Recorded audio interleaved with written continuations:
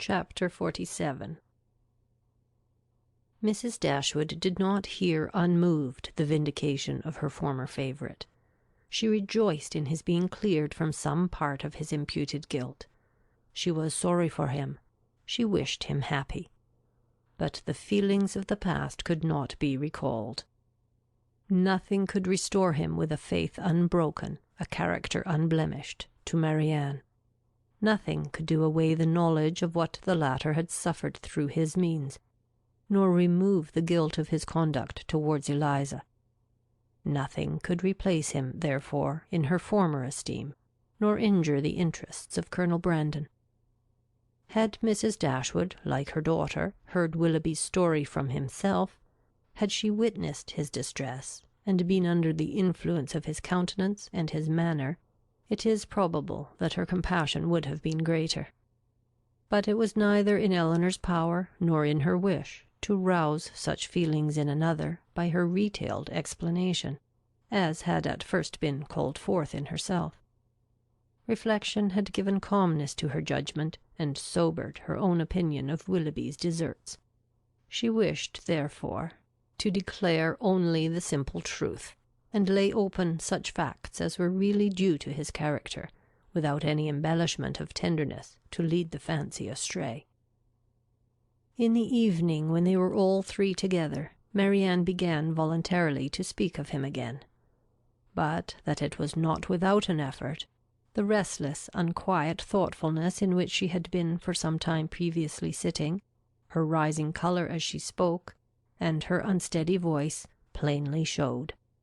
"I wish to assure you both," said she, "that I see everything as you can desire me to do."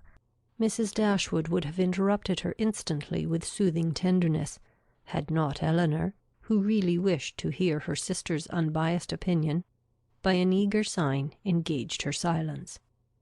Marianne slowly continued. "It is a great relief to me, what Elinor told me this morning. I have now heard exactly what I wished to hear." For some moments her voice was lost, but recovering herself, she added, and with greater calmness than before, "I am now perfectly satisfied. I wish for no change.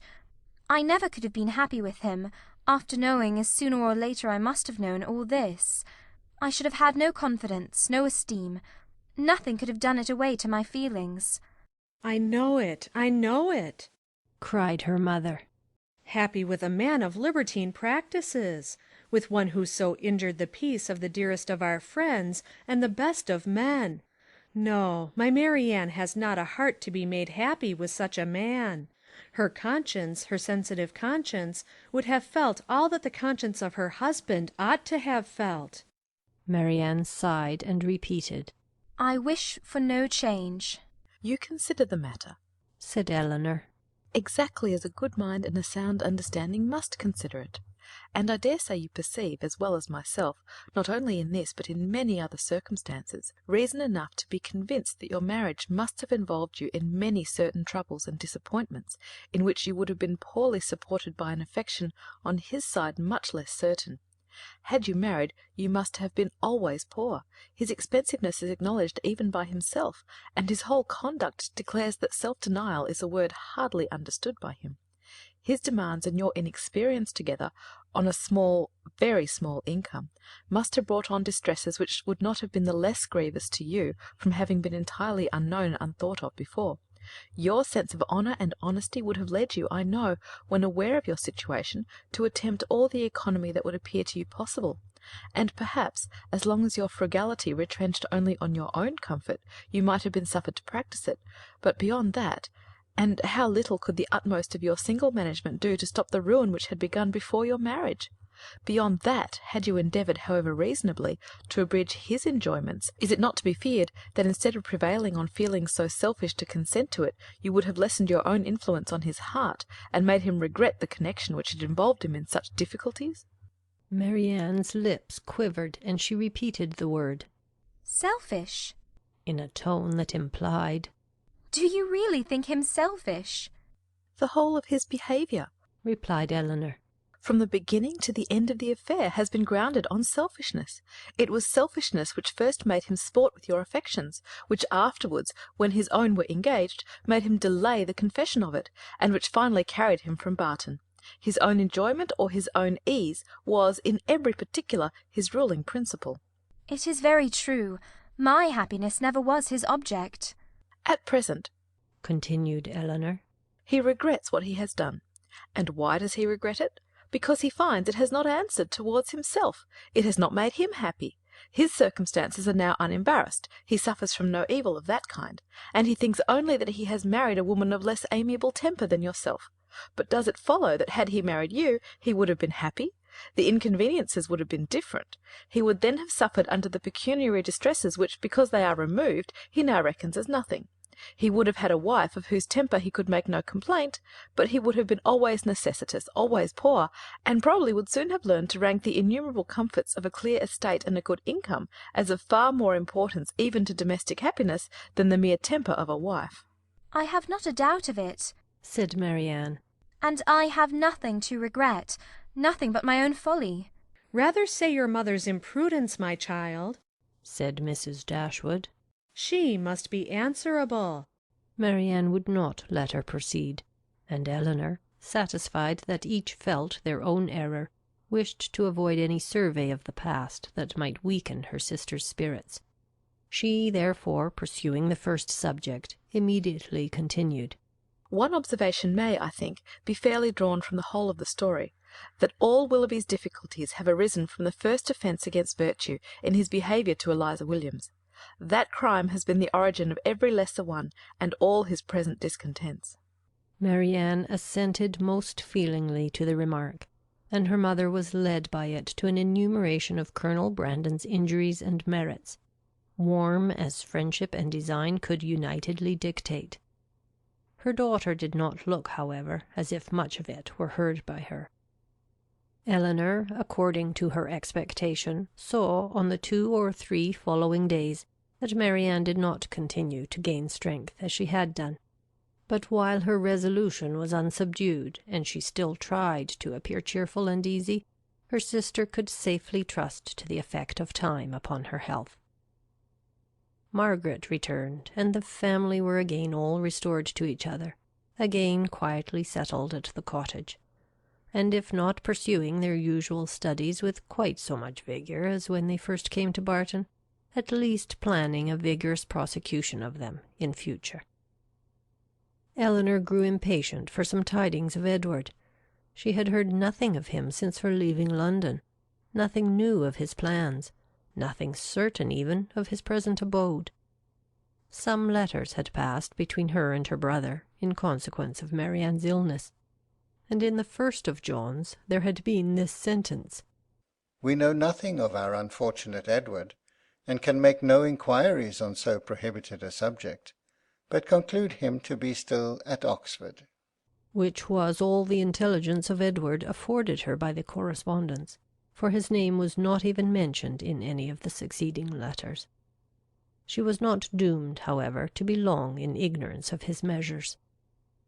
Their manservant had been sent one morning to Exeter on business, and when, as he waited at table, he had satisfied the inquiries of his mistress as to the event of his errand, this was his voluntary communication. "I suppose you know, ma'am, that Mr. Ferrars is married." Marianne gave a violent start, fixed her eyes upon Elinor, saw her turning pale, and fell back in her chair in hysterics. Mrs. Dashwood, whose eyes, as she answered the servant's inquiry, had intuitively taken the same direction, was shocked to perceive by Elinor's countenance how much she really suffered, and a moment afterwards, alike distressed by Marianne's situation, knew not on which child to bestow her principal attention. The servant, who saw only that Miss Marianne was taken ill, had sense enough to call one of the maids, who, with Mrs. Dashwood's assistance, supported her into the other room.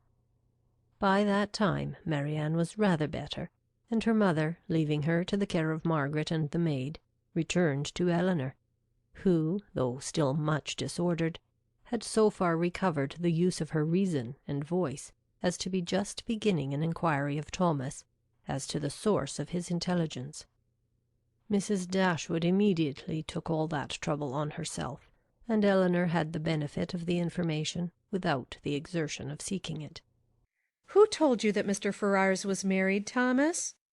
"I see Mr. Ferrars myself, ma'am, this morning in Exeter, and his lady too, Miss Steele as was.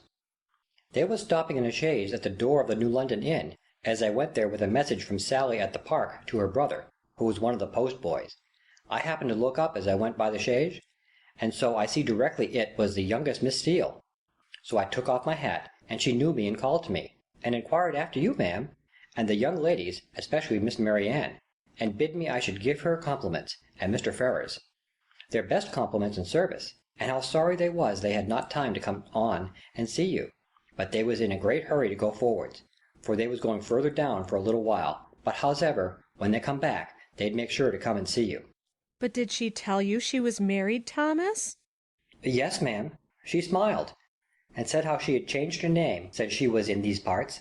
She was always a very affable and free-spoken young lady, and very civil behaved, so I made free to wish her joy." "Was Mr. Ferrars in the carriage with her?" "Yes, ma'am. I just see him leaning back in it, but he did not look up. He never was a gentleman much for talking." Elinor's heart could easily account for his not putting himself forward, and Mrs. Dashwood probably found the same explanation. "Was there no one else in the carriage?" "No, ma'am, only they two." "Do you know where they came from?" "They come straight from town, as Miss Lucy, Mrs. Ferrars, told me." "And are they going farther westward?" "Yes, ma'am, but not to bide long. They will soon be back again, and then they'd be sure and call here." Mrs. Dashwood now looked at her daughter, but Elinor knew better than to expect them. She recognized the whole of Lucy in the message, and was very confident that Edward would never come near them.